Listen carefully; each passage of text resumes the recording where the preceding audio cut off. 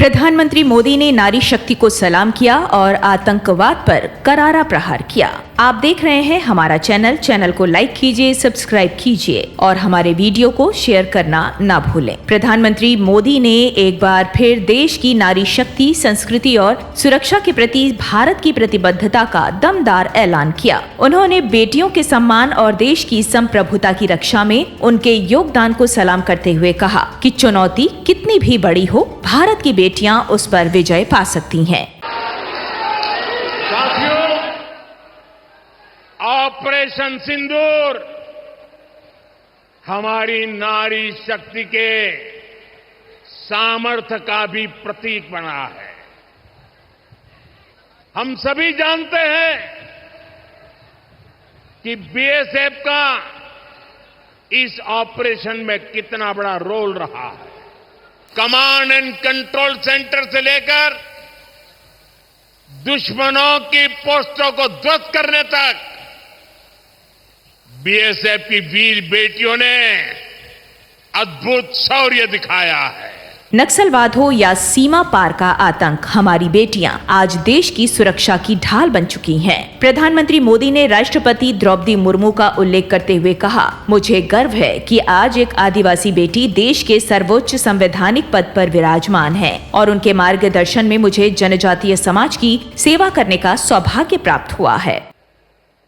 हमारी सरकार में पहली बार पूर्णकालिक महिला रक्षा मंत्री बनी।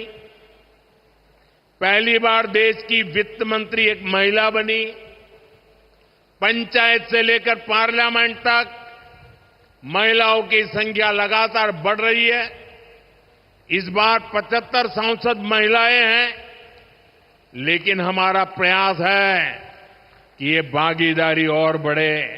प्रधानमंत्री मोदी ने आतंकियों के खिलाफ ऑपरेशन सिंदूर को भारत के इतिहास का सबसे बड़ा निर्णायक ऑपरेशन बताया। पहलगाम में हमारी संस्कृति और नारी शक्ति पर हमला करने वाले आतंकियों को करारा जवाब मिला है। ऑपरेशन सिंदूर ने बता दिया है कि अब प्रॉक्सी वॉर नहीं चलेगा। भारत अब आतंकियों के घर में घुसकर मारेगा। गोली का जवाब अब गोली से मिलेगा। श्री नरेंद्र मोदी ने कहा कि सिंदूर हमारी परंपरा का प्रतीक है, शक्ति का प्रतीक है और अब ये भारत के शौर्य का प्रतीक बन गया है।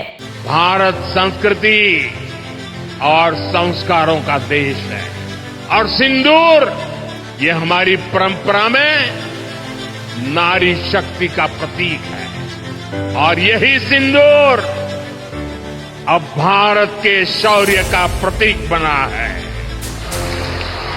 ऑपरेशन सिंदूर आतंकवादियों के खिलाफ भारत के इतिहास का सबसे बड़ा और सफल ऑपरेशन है।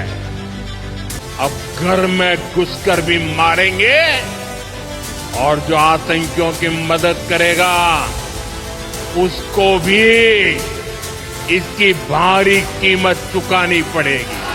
अपने संबोधन में उन्होंने ये भी कहा कि आज का भारत विरासत और विकास दोनों को साथ लेकर चल रहा है। आधुनिक इंफ्रास्ट्रक्चर का निर्माण तेजी के साथ हो रहा है और सांस्कृतिक गौरव को भी नए कलेवर में स्थापित किया जा रहा है। उन्होंने संदेश दिया, भारत अब सिर्फ सहने वाला देश नहीं बल्कि हर हमले का माकूल जवाब देने वाला राष्ट्र है। नारी सम्मान, सांस्कृतिक गौरव और राष्ट्रीय सुरक्षा सब कुछ अब भारत की पहचान का हिस्सा बन चुके हैं।